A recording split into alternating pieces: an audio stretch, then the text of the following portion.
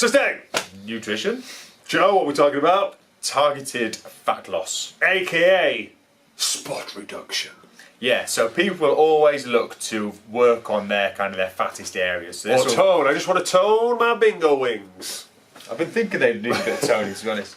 So, anyway, where was I? You tend to find that people will want to work on the area they're carrying the most fat, and then one question that's commonly asked is, how do I lose weight from that certain area? Well, the simple answer is, unfortunately, you can't. You think about fat loss, it's going to come from all around your body. You've got no choice, just like you can't choose where it goes on. So think about it like emptying a swimming bath. So you have the deep end, you have the shallow end, but as you drain it, the water comes down level. But obviously there's more water in the deep end. So if you tend to store fat around, say, your stomach for men, and then for the hips and the bum for the ladies, I've got it everywhere. I'm trans fat storage.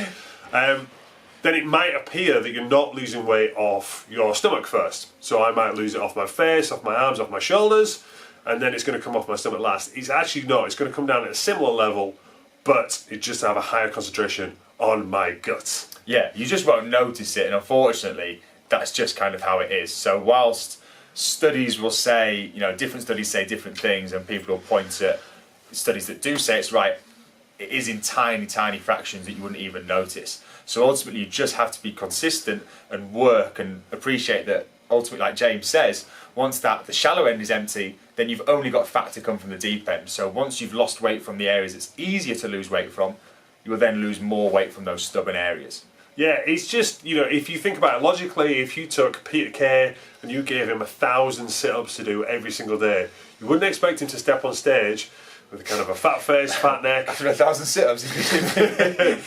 Fat arms, fat legs, but then a washboard abdominals, and a fat back, because it wouldn't make any sense. So it's just got to be a whole thing of full body exercising and nutrition. Yeah, ultimately when people say they want to tone a certain area, it's going to come down to what that certain area looks like. So if someone has, if they're looking to tone their legs, and this is often what happens with online clients, is you'll say to them, how do you want to see the shape change? And people will either say they're too big and want to be smaller, or they lack shape. So ultimately, if you are of quite a slim build and you're looking to have more visible muscle, then there's something you can do, and you can look to add muscle in those certain areas through specific exercises. But if you're looking to lose fat, as James mentioned with your man Peter Kay, if you're looking to lose fat from a certain area, you just need to do the best fat loss exercises. If you look at thinking about toning your arms, for example, it's a very small muscle on your triceps, about the size of your hand. So it can't use very much energy, it can't burn much fat. So you need to use the exercises that burn more energy. Yeah, get as much bang for the buck as possible. You're looking to create a calorie deficit, so you're looking to burn as much energy as possible in your training sessions. So, possibly don't do a shoulder day. By possibly, we mean definitely don't do a shoulder day. Don't. I mean, for myself and Joe, we'll train for increased strength or increased, muscle size, depending on what we're doing. Do you do a shoulder day? No. I don't do a shoulder day. I do 2 upper body days, I do 2 lower body days. Yeah, pretty much the same for me.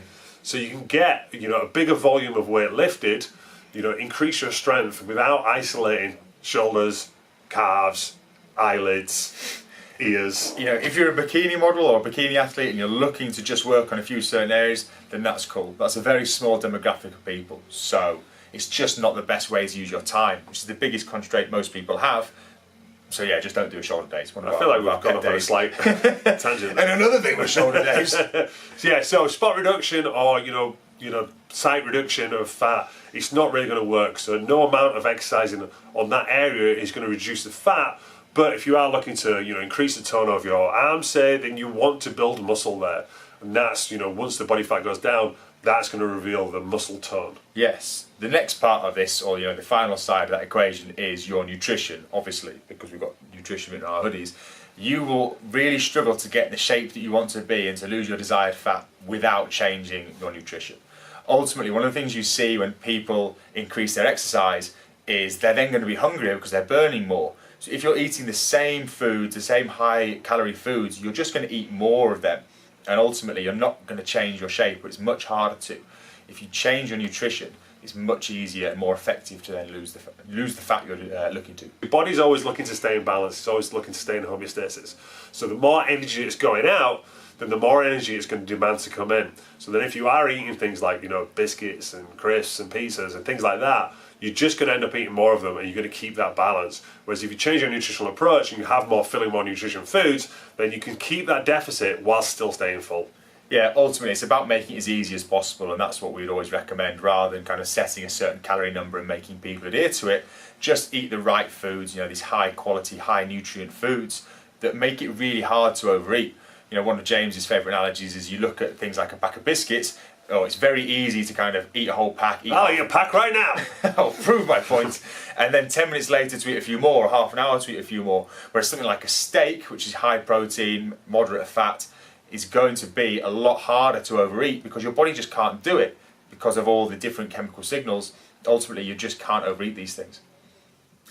So training and food choices are going to help bring that body fat down. It's going to give that toned look for your entire body. But as for spot reduction, it's a big